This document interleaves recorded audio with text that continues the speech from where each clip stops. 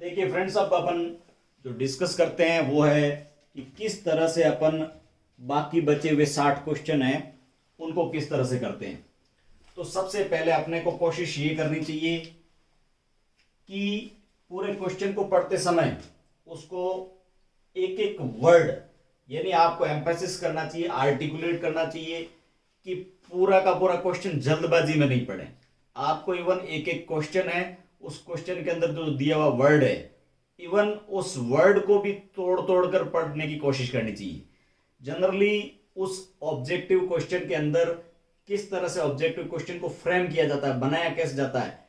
उसको देखें तो यदि कहीं जगह यस की जगह नो लिख दिया, कहीं जगह पर ज्यादा की जगह कम लिख दिया, कहीं की जगह कोई बड़े से जगह छोटा लिख दिया, यानी इस तरह से शब्दों का परिवर्तन करके और ऑब्जेक्टिव क्वेश्चन बनाए जाते हैं। और उसके आधार पर आता है कि भी निम्न में से कौन से कथन सही है। तो वो कथन सही निकालने के लिए उस कथन के अंदर कहीं ज्यादा कम छोटा बड़ा आंकड़े का परिवर्तन सही झूठा, इस तरह से अगर आपको पता करना है तो आपको ऑब्जेक्टिव क्वेश्चन है वो बिल्कुल धीरे धीरे एक एक शब्द और शब्द को भी तोड़ तोड़ कर पढ़ना चाहिए। अब इस तरह से अगर अपन वापिस दोबारा समय देकर पढ़ते हैं तो बचे हुए 60 क्वेश्चन में आपको कितने क्वेश्चन करने हैं और कैसे उसको आपको किस तरह से सम अप करना वो मैं बताता हूं। अब दोबारा करते समय आपको एक प्रिंसिपल ध्यान रखना पड़ेगा जिसको बोलते हैं लॉ ऑफ प्रोबेबिलिटी या प्रोबेबिलिटी प्रिंसिपल, और इसके साथ में आपको जोड़ना है लॉ ऑफ एक्सक्लूशन, यानी आपको नेगेटिव मेथड से ये पता करते चलना है कि ये उत्तर नहीं हो सकता है, यानी कौन सा सही हो सकता है और कौन सा गलत हो सकता है। इन दोनों बातों को एक साथ में ध्यान में रखते हुए और सेकंड राउंड आपको है वो पूरा करना है। सपोज दैट आप चार आपके सामने ऑप्शन है और चारों में से आप बिल्कुल एकदम ब्लाइंड तुक्का लगाते हैं, यानी आपको एक भी मालूम नहीं है, तो आपके सही होने के चांस है वो 25% है। यानी आपने बिल्कुल अगर कोई भी ब्लाइंडली क्वेश्चन कर दिया तो आपके सही होने के चांस है वो 25% है प्रोबेबिलिटी। और चूंकि एग्जाम है उसके अंदर नेगेटिव मार्किंग है, यानी 1/3 अगर नेगेटिव होते हैं तो आपके जो नेगेटिव होने के जो चांस है 1/3 यानी 33.33% ये नेगेटिव हो जाएगा।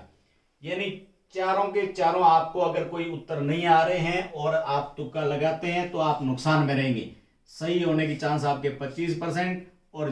नेगेटिव होने की चांस है वो 33.33, यानी ऐसा आपको काम नहीं करना चाहिए। अब ऐसी कंडीशन में आपको क्या करना चाहिए, लॉ ऑफ एक्सक्लूशन, यानी जो बिल्कुल सही उत्तर नहीं है उसको एक्सक्लूड कर लीजिए, अलग कर लीजिए, छांट लीजिए कि ये उत्तर तो हो ही नहीं सकता। मान लो आपने किया कि जैसे ये डी उत्तर नहीं हो सकता, तो पीछे बचे आपके पास में ए बी और सी। अब तीन में से आपको अगर सही एक उत्तर लगाते हैं तो आपके सही होने की जो प्रोबेबिलिटी है वो 33.33, और सपोज आपका नेगेटिव यानी गलत हो गया, नेगेटिव मार्किंग हो गई, तो भी आपको 33.33 मार्क्स है वो चले जाएंगे। यानी आप तीन में से एक भी अगर अननोनली जिसका आपको आंसर मालूम नहीं है और ऐसा तुक्का लगाते हैं तो आपके बिल्कुल प्रॉफिट और लॉस है वो बराबर होगा। इस कंडीशन में भी आपको कोई ज्यादा बेनिफिट नहीं होने वाला है। अब सपोज आप एक्सक्लूड करते हुए ये ऐसे चले गए कि डी भी आंसर नहीं है, सी भी नहीं है, और तो पीछे बचे आपका ए और बी। अब ए और बी में आपको अगर कंफ्यूजन है, उस कंडीशन में अगर आप आंसर लगाते हैं तो सही होने के चांस हो गए आपके 50%, और सपोज अगर गलत हो गया तो नेगेटिव मार्किंग होगी, उस कंडीशन में आपको लॉस होगा वो 33.33% है। इस कंडीशन के अंदर आप अगर इस तरह से एक्सक्लूड करते हुए और आंसर देंगे तो आपको कुछ न कुछ बेनिफिट होगा। सपोज आपका कई बार ऐसा भी होता है कि आप negative method law of exclusion से करते हुए देखते हैं कि डी भी आंसर नहीं है, सी भी नहीं है, बी नहीं है, तो अपने आप पीछे बचा हुआ आंसर उसका सही का नाम है ए हो जाएगा और आपके सही होने की प्रोबेबिलिटी है वो 100% हो जाएगी। तो इस तरह से आपको लॉ ऑफ एक्सक्लूशन करने से भी आपको काफी सारे क्वेश्चंस का आंसर मिल जाएगा। अब आप सेकंड राउंड में कर रहे हैं तो कुछ क्वेश्चंस आपको मिलेंगे जिनके आंसर है ऑल ऑफ द एबो, या फिर नन ऑफ दीज या नन ऑफ दी अबोव, ऐसे आंसर वाले क्वेश्चंस को पॉजिटिव तरीके से देखना है। देखिए, मैं आपको कहीं 100% नहीं कह रहा हूं कि ये ऑप्शन हमेशा 100% सही होते हैं, लेकिन आपको एक पॉजिटिव टिल्ट यानी पॉजिटिव नजर से कि ये ऑल ऑफ दी अबोव, ये ऑप्शन सही हो सकता है, इस ऑप्शन को विचार करते हुए और आपके बाकी ऑप्शन पढ़िए। यानी आपके पॉजिटिव माइंड से अगर आप बाकी ऑप्शन पढ़ते हैं तो आपको हो सकता है कि आपके फ्रेम में बैठ गया कि ये आंसर है, तो जनरली ये आंसर सही हो सकता है, या फिर नन ऑफ दी अबोव या नन ऑफ दीज, ये आंसर भी सही हो सकता है। इस तरह से आप एक सेकंड राउंड पूरा कर रहे हैं। अब सेकंड राउंड में आपने क्वेश्चन का टारगेट रखा है 60। अब 60 के अंदर से आपको सपोज मान लीजिए कि बिल्कुल अच्छी तरह से अगर शांति से मेहनत करते हैं तो मेरे हिसाब से 20 से लेके और 30 क्वेश्चन है वो 100% आपके सही होंगे,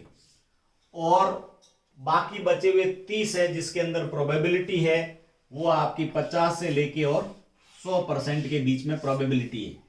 यानी इस तरह से आपने अगर सलीके से सही तरीके से किया है तो 25% और 33.33%, ये दोनों तो आप छोड़ दीजिए, आप करोगे सिर्फ 50% और 100% जिसके आंसर सही हो सकते हैं।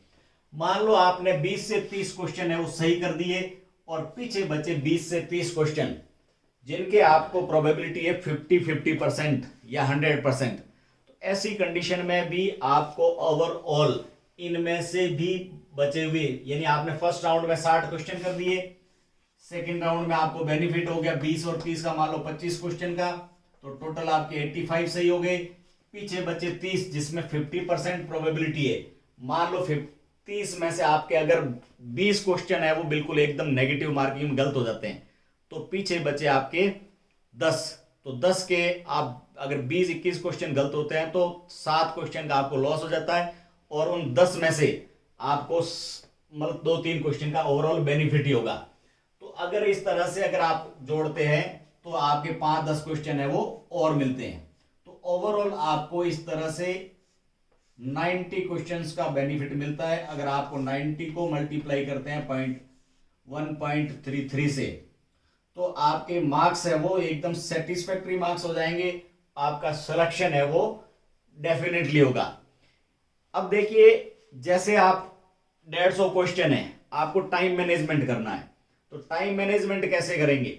कि आपको कम से कम 150 में से 30 से लेके 35 या 40 क्वेश्चन उनको तो टाइम ही नहीं देना है, यानी 40 क्वेश्चन का या 30 क्वेश्चन का टाइम बचाकर, और जिसके ऊपर आप स्ट्रगल करके हैं, सोच सकते हैं, मेहनत कर सकते हैं, उनको टाइम ज्यादा देना है। यानी 40 क्वेश्चन का या 30 क्वेश्चन का बिल्कुल आपको टाइम बचा के और उन क्वेश्चंस को ज्यादा टाइम देना है जो आप संभवतः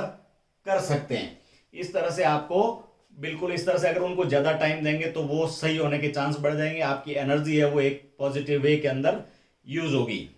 अब अपन प्रिपरेशन में किस तरह से